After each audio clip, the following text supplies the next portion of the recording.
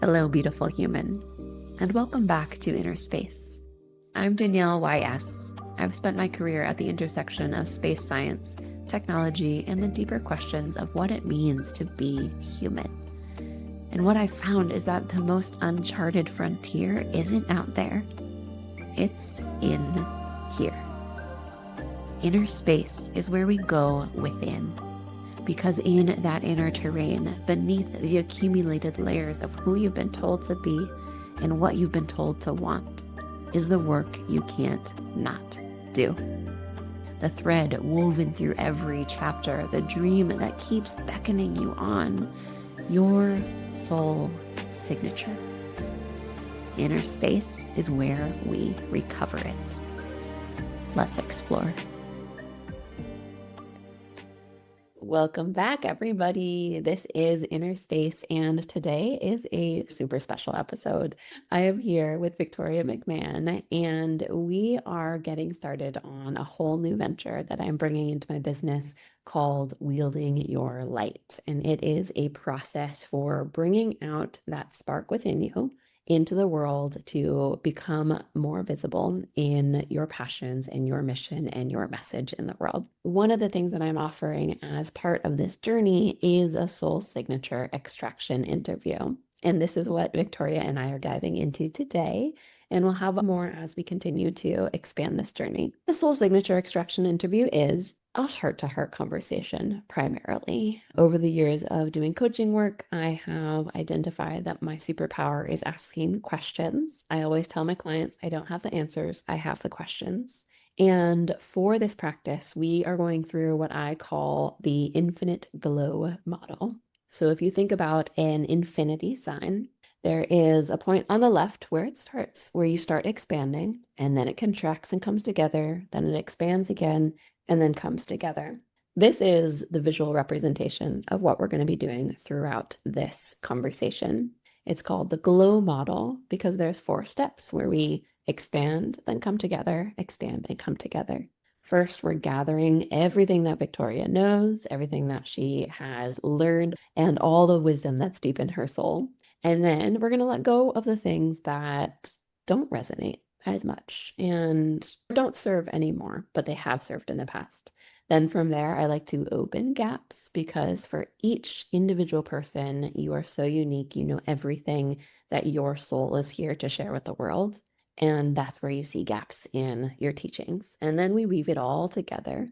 So gather, let go, open gaps, weave, glow. So, Victoria, I'm so happy to be here with you. Thank you for saying yes to this journey, and I'm excited to see what comes from our time together today. Victoria and I have known each other for 3 years now. We've met in person once, and we also have a podcast together, which we'll talk about at the end of the episode. Victoria, would you like to just introduce yourself and what drew you to this process? My name is Victoria McMahon, and why I'm here is to recreate a new vision of who I am moving forward, not only personally, but also as well professionally.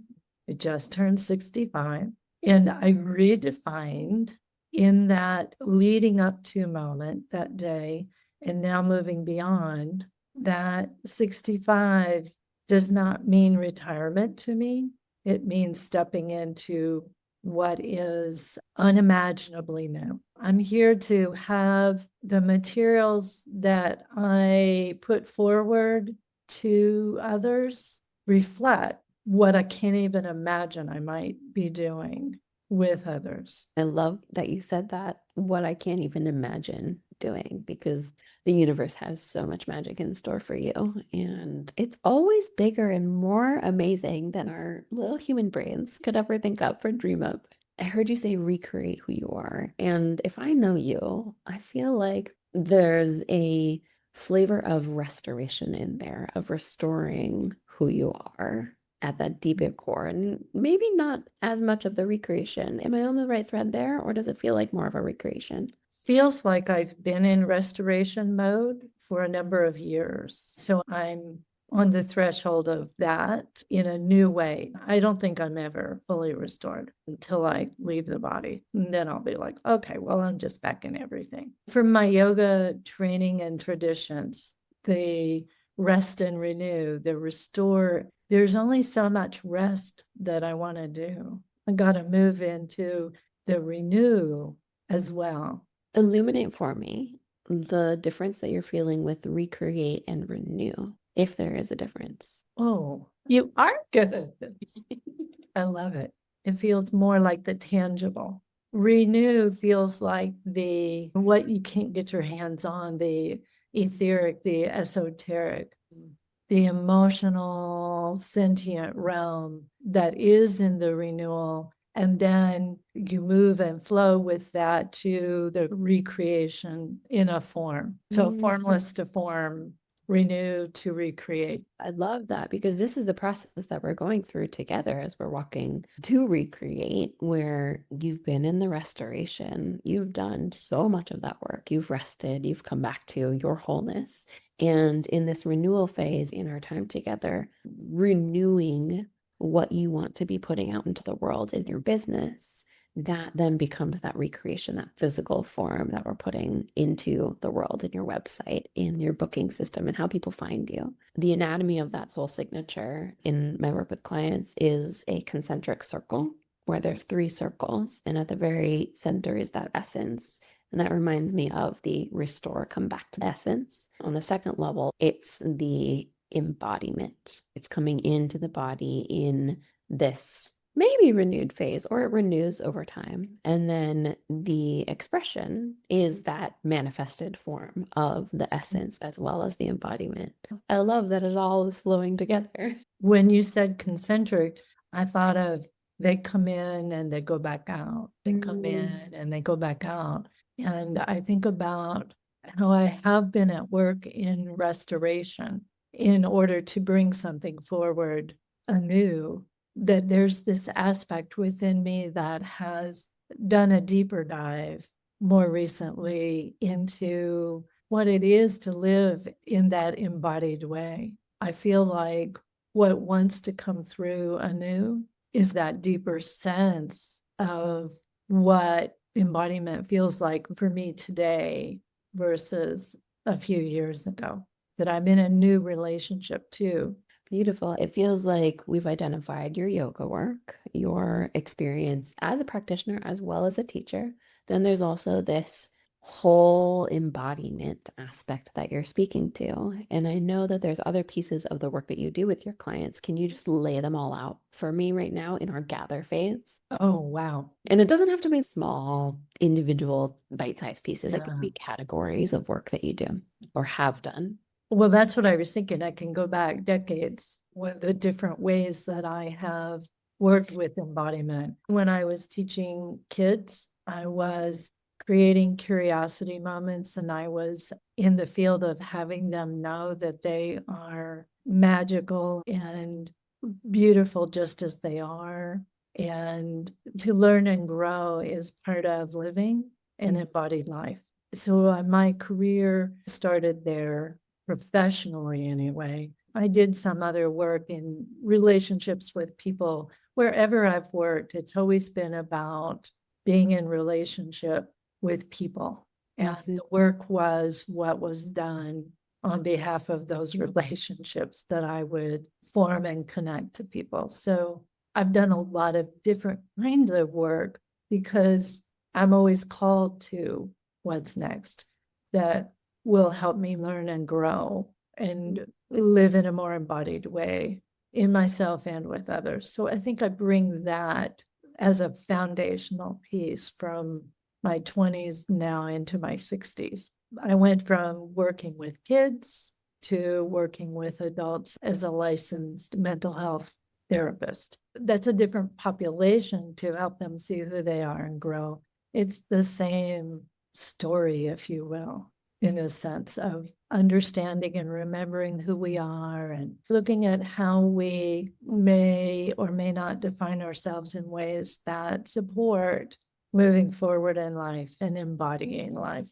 while I was training as a therapist, I was also coming into my yoga practice and started teaching in the late 90s. I used my yoga teachings with my clients in the mental health world, as well as with the public to expand their own definition of who they were.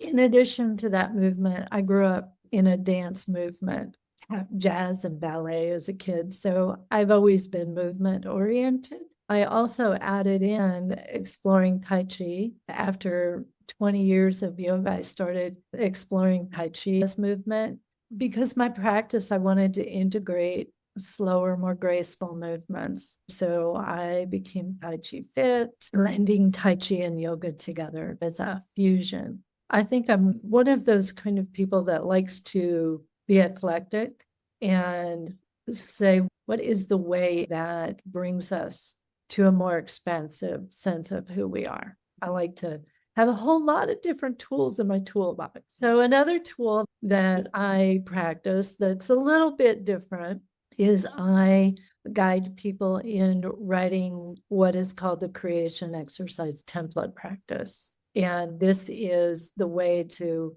access the mind to become more clear in who you are and to let go of those belief systems, those ways of seeing yourself that may not be so accurate, but they've gotten entrenched by our culture and by our life experiences. So I use that within my coaching. I use yoga and other movement within my coaching. And I use my superpower of being present, just showing up and allowing people discovery of who they are through listening and an intuitive guidance system that I've gotten pretty good at over the years through a lot of work, through a lot of my own personal evolution and embodiment practices. That's what's in my brain at this moment. Is there anything else that's left in the body? Movement is somatic for me. It is the innate way in which I experience the world and exchange and am who I am is through the movement of energy, whether that's physical, mental, emotional, spiritual energy. So my spiritual side is just so much of who I am that it's the part that feels like it's hard to put into form and to define. And yet I see the evidence of the spiritual essence of me in everything I do. I want to let that one sit a little bit. You see the spiritual essence of you in everything that you do. Mhm. Ah, can you say more about what you see or how you know that spiritual essence is there in everything you do? What people call synchronicities or the butterfly effect, or what I might call the relationship to the natural world that I interact with that includes people but goes beyond people to the animals, the nature, the elements. I live in the desert. So we had our first monsoon rain yesterday. And I had said to my husband 2 or 3 days ago, okay, let's start talking to the sky and the clouds and let's ask them it's time for a rain. We do need a rain. So we just kept paying attention to the clouds and saying, okay, you look like you want to give us something. You look like it. And so after 3 days, the clouds opened up and gave us a half an inch of rain in the desert. That's a lot. That's a magic. That's a spiritual magic that we carry to be in relationship to the element of rain. And that's part of how I know I'm spiritually connected when I'm in relationship too and saying, how do we work this out? I don't know when it's going to happen, but I just trust that if I stay in relationship with the rain, it will grace us. I think that's part of the original way in which we as people on the planet have operated over the thousands of years. And we've just gotten away from that relationship in our current culture. That's part of how my spiritual relationship shows up through elemental things and also through conversation, that deeper listening. Like, here's that podcast. It's evidence. You and I sitting and listening. And this month, we're talking about how that came into being. And if I had not made space in my life for being in conversation, then it would not have its form now. So there's that deep trust that through that listening and through that relationship, I can be in that co-creative process that brings something into form, whether it's rain or a podcast or my beautiful puppy dog that I did my creation writing practices to be in relationship, and she came into our lives. So it's a lot of different ways that it shows up. I love that the words that are pulling through as you're talking about what you've done, the chapters of your life, the way that you have related to each of those chapters, the words that are pulling through are relationship, embodiment, trust has become a really big one in the conversation so far. How are those landing in your body when I say them? They just feel so resonant, familiar. It is the nature of who I am. I'm seeing the glow model at work in your life already. You said, I like to have a lot of tools in my tool belt, and specifically an example of moving from one to another and choosing another tool when you said, I wanted slower, more mindful movement. And so I started to bring Tai Chi into my yoga practice. And that's that beautiful self of yours saying, wait a second, there's something that wants to be integrated and brought together here, and the trust to go out and actually do it. So I'm curious if you think through or feel into those different transitions that you've made where you've started to integrate different pieces. Is there a common thread between them that you've noticed or that you are noticing that feels like it's not resonate with your practice as you, not the practices that you've picked up and learned from other teachers? One of the words that comes through is choice. And another word that comes through is, let me see if I can get the word or words. It's like the get going on something and then it drops off. Those are a couple of ways I've noticed. I have all the tools, I have the deep passion, and over the last couple of decades, I have the capacity for the tools and the passion. And there's some way in which it doesn't quite get translated into the form. It doesn't always happen from the etheric to the physical when it comes to putting it into the world.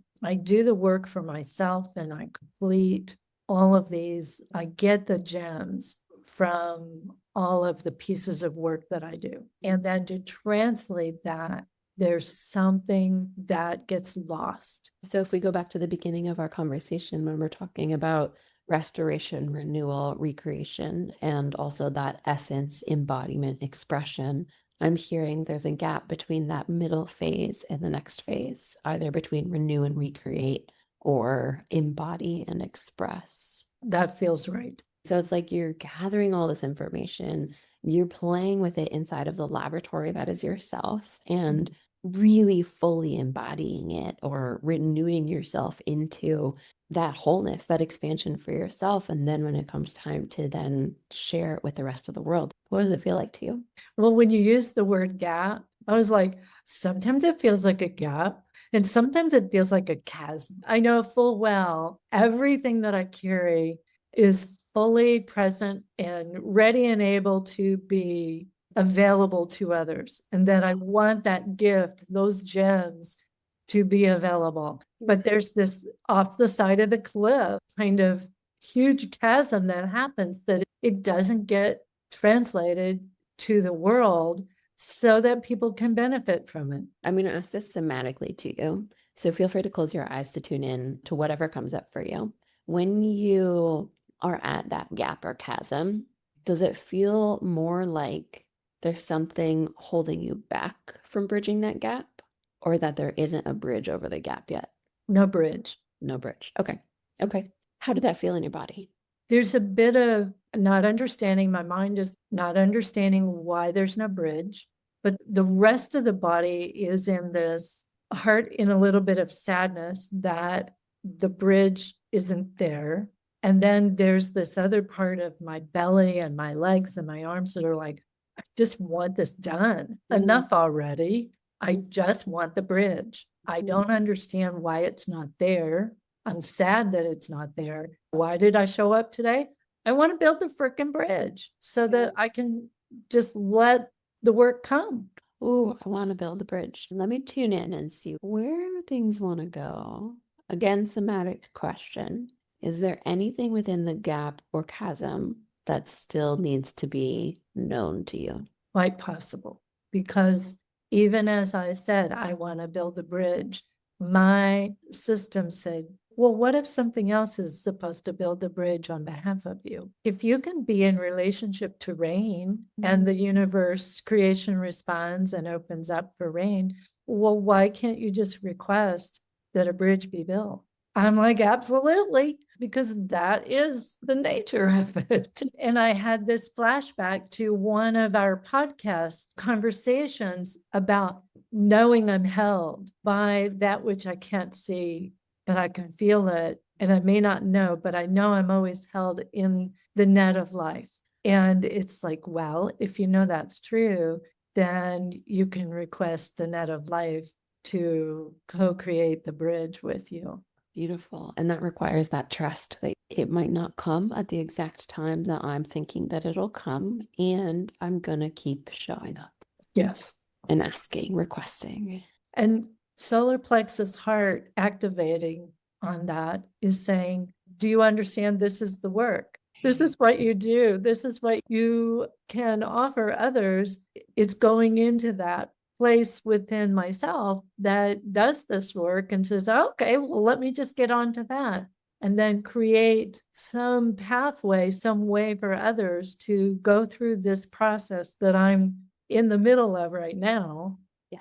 And the form is what I already do. Your superpower is the form. Let's open up that process. What is the process that you're going through right in this moment to be in relationship with whatever the sources are that are going to co-create this bridge for you, that you would bring your clients along? It's those three things that we said: trust, relationship, embodiment. It's that way in which I know, okay, the work to do to get here, to get the bridge built, is trusting in the webbing, is paying attention to what it is that my soul would love for me to have, to grow, to embody. And it's what are the ways, what are the tools that are called upon? Because my brain was already saying, okay, do your creation templates practice to build a bridge. It was already informing me, here's how you go about doing it. So the same process that I was seeing what would bring the form is the same process that I would take someone else through.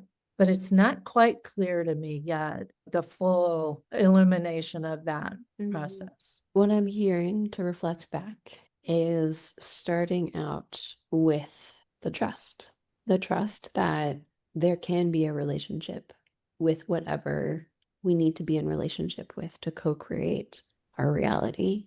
That trust is huge and probably the hardest part of the process, honestly. And then as we build that trust and get into relationship with that other co-creative source, there's an intuition on which tool to pull from.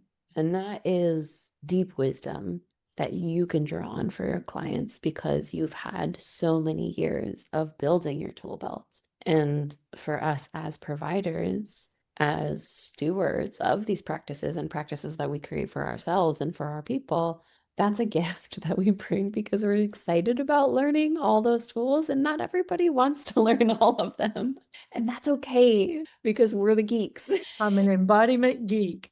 I love that. The whole process is where your intuition and your support and your heart come into play to support your clients, and that wealth of knowledge, that wealth of wisdom that you have for the tools to build that bridge is where you can dive in and say, okay, this is the tool to work with right now. Let me teach you this tool so that we can build that bridge together, or you and this other source can build that bridge together. How does this feel as it reflects back?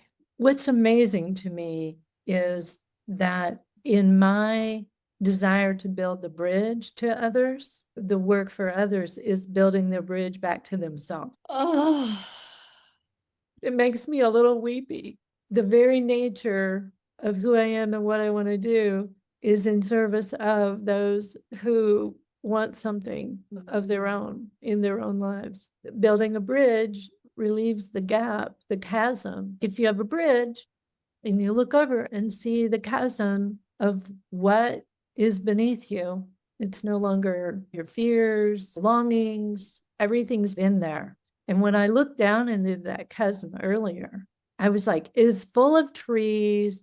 It has beautiful stone beings. There's so much life teeming in the chasm. And I'm at that threshold of saying, oh, all I need to do is build a bridge. Okay, well, then how do I go about doing that? And that would be true for any client that I work with. All we need to do is support you to build your own bridge to what is your next. Wow, that's just kind of startling and exciting. And it doesn't feel like all of the depth of the chasm that you could look down and feel overwhelmed by. Wow, it's such a huge chasm. It really is just simply build a bridge. I'm like, really? The most profound things can be like, duh, it's just that simple. Well, and it's not that simple. the profundity of it is the chasm, and it's the depth of the self. I love that you said building a bridge back to themselves because there's so much journey within that.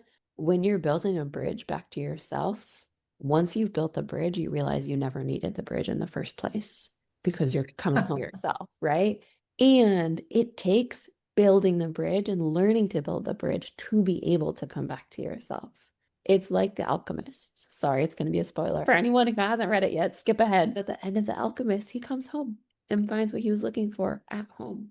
And he couldn't have found it if he hadn't gone on the journey in the first place, learning to build that bridge. I'm going to have to go back and read my copy of The Alchemist again. And what's so beautiful about that, I do love the word alchemy.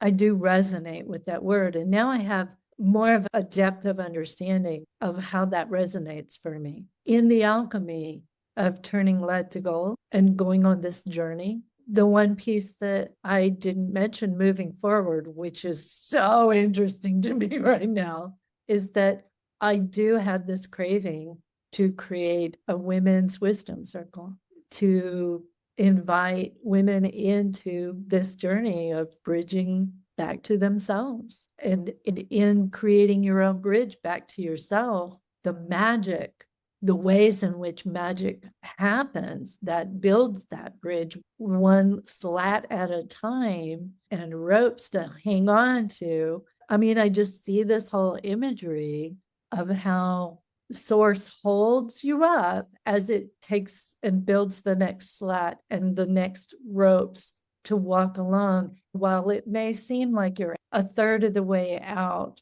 and there's no rope, no slats in front of you yet, but you're being held instead of falling in.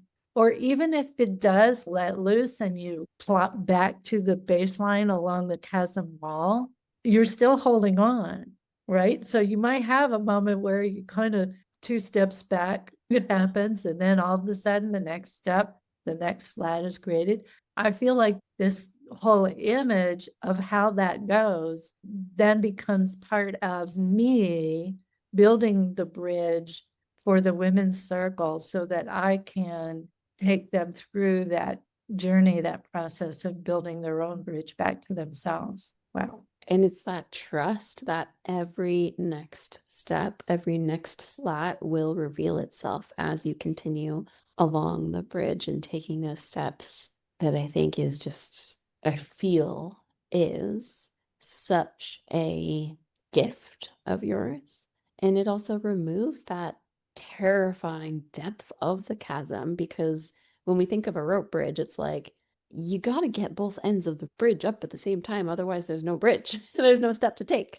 But in the way that you're talking about it, we don't have to have it all figured out. We don't have to have it all put together. We don't even have to have all of the string when we get started. We just have to get started. I had this image in my head of, I think it's Star Wars. Here's my other version of geek coming out when they're standing at two edges and there's just a chasm below them and no way to get across. And then one of them thinks to pick up some dirt and throw it across. And as I'm saying this, I'm like, maybe it's Indiana Jones, but they throw some dirt over it and it reveals that there is a pathway already. It's just a hidden pathway. That was the imagery that was coming to me as you were talking about that trust, that revelation process. That's really interesting. And maybe all you have to do is throw some dirt out there and the universe responds and builds it up. Yeah. So you could just walk across it and you don't even have to have a bridge. Yes. Like I did say unimaginable. And the universe works in ways that science hasn't figured out yet, all the ways, right? And more geek comes to mind of in video games, we have to have that trust. So often there is that chasm and you need to cross from one side to the other. And you try all these things that you know are possible, like jumping across or launching yourself across or whatever it is. And then after going through the game over and over and over again, you get to it again and you're like, why don't I just try walking? You know, what's the worst that can happen? I've died so many times already. And then you walk and the universe rises up to meet you and the bridge is built as you walk. Interesting. We just don't know what we don't know. Wow. Oh, what's settling in you? What's settling is I know more now about the gap and that I'm just going to be working with that gap to have more clarity about what it is to build a bridge over a gap and take all of the parts of the gap that work with me. I'm not doing it alone. The gap is there to help me too. That's different to think of a gap like that. To be in relationship to the gap and to whatever way it's going to happen. It rained in 3 days. I just asked for it. Okay, show me the way to build this bridge. I don't know exactly the details of it. And since I do have a profound relationship with trust, then being in relationship with how to build the bridge over the gap, I've got that.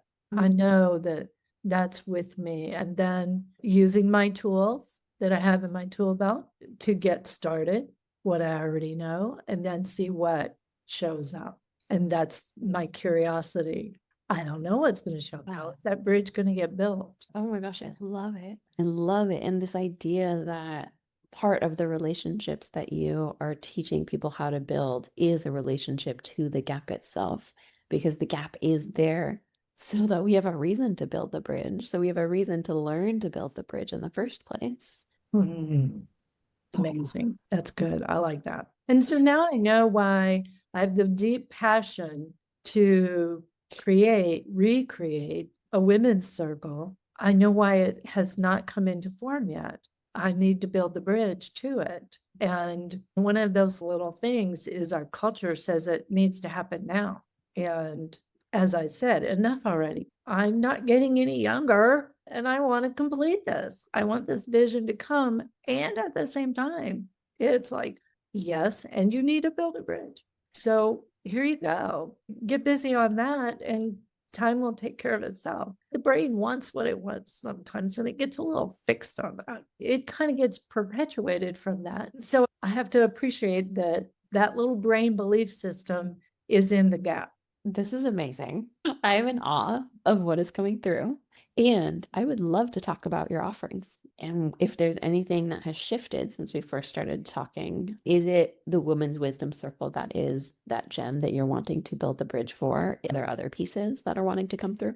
That's probably the big component that is what I want to do personally. That is my signature piece. So I recognize that takes all of the different components of everything I've done and creates a program that I lead. Something else that's in the gap that's showing up for me right now is I've always had that tendency, it's more fun together. To collaborate with others is more fun, more rich, more full. So I have to recognize while that is true, it's also fun, rich, fulfilling if I do something that is solely mine. So there's a little piece in the gap to work with about it is a good thing to bring something forward just from me. Everything doesn't always have to be done in a collaborative way.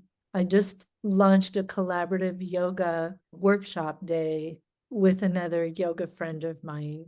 As I think about it, I've gone through the same process. It launches in July, and she had sent me an update. No one had, when we put the information out, no one had signed up immediately. And I said, okay. And I went into trust mode, and I went into relationship with the co-creative forces. And I put out a request of a group of mine, the Energy Intuitive Wisdom group community. And I said, please join me in seeing 10 plus participants in this, to put the request out, just as I would put a request out for rain. And I will go to an event this afternoon, a networking event, and share some flyers about it. So I see how I'm moving through this process myself. So I have that project. And of course, I'm totally loving being in collaboration for the podcast. There's been something said into the etherics about doing a retreat. And I see how these different collaborative and soul components feed each other. And they're different sources that come together to fulfill the wholeness from different sources.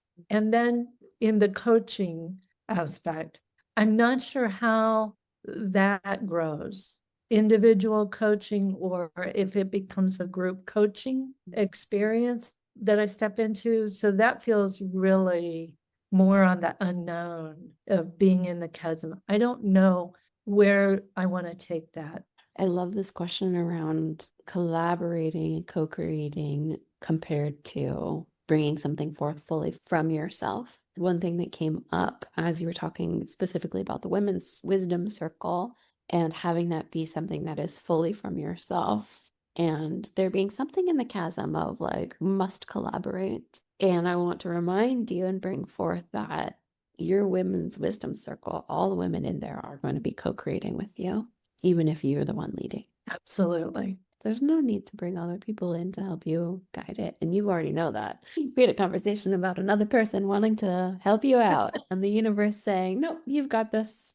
So it sounds like the Women's Wisdom Circle is the front page of what you're bringing into the world and what you want to display as that expression or as that recreation on the other side of the chasm. Yeah, and a minute ago, I just drawn that remembrance forward. A very dear friend of mine transitioned, passed over recently, and she and I and a number of other women over time, there were 3-4 of us that founded a women's wisdom circle back in the 90s. And the fact that this is coming back into my remembrance now, and reconnecting with some of those women who were the foundational crones of the group, if you will. I trust that as the relationship of, yes, you're in your timing of bringing a new one forward, and that I can look back to the gems. We met every other Friday night for years. Our whole lives were oriented with a commitment to that. And while that may not be, that was a special moment in time of a group of women who committed to walk a journey with each other. 2 of them had passed, and now the third one, and we were the core. So I'm the one left of the original core. I don't think I realized until this moment that I was the only one left of the 4 of us that brought it forward. It's craving a new iteration, a recreation. Yeah, that's the recreation. Wow. Wow. Let what just moved through you move. We'll meet you in the next part. Dear Explorer, thank you for journeying into inner space today. If something in this conversation stirred something in you, like a long forgotten song from childhood, let that be data, because your body knows before your mind does. Subscribe to Inner Space to keep exploring, and if someone came to mind while you were listening, share this episode with them, because we're not meant to navigate these depths alone. I'm Danielle YS, signing off with love from the edge of the unknown.